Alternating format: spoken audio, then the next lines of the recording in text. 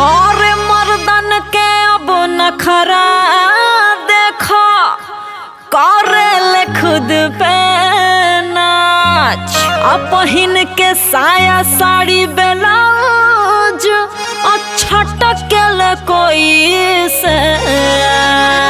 मर्द के धोती कुर्ता पहिन के भइल मर्द में हरारू, और घर में बैठल काम न चली, अचल लगाव झाड़ू।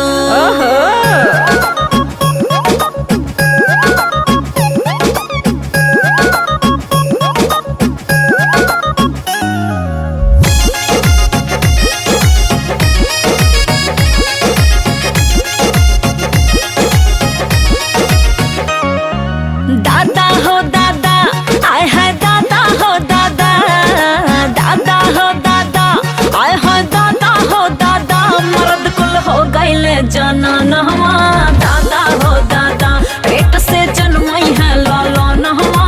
दादा हो दादा, दादा हो दादा, आय है दादा हो दादा, दादा हो दादा, आय है दादा हो दादा, तमौगी भइली मोरो दनवा। दादा हो दादा, अब बनई है नहीं खनवा। दादा हो दादा,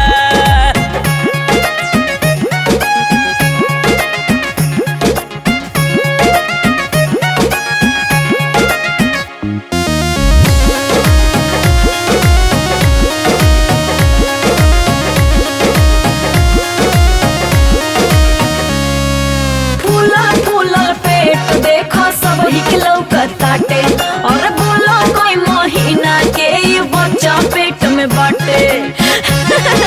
बोला आय हाय हाय हाय, कपड़ा से भल लगी जनाना, मर्द होई हम पक्का हो। भहरा के जहागीर बुला में ऐसन मारब धक्का हो। दादा हो दादा, आय है दादा हो दादा, दादा हो दादा, आय है दादा हो दादा, कहाँ से पी है दूध सुगनवा।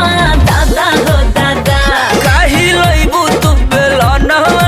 दादा हो दादा,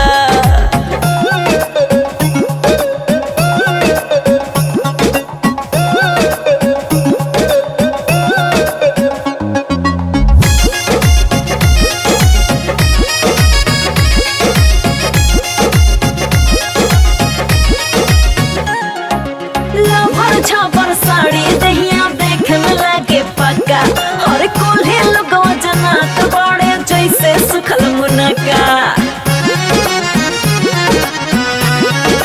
हो ऊपर से बस देख देख ऐसे जानी अजमावा हो।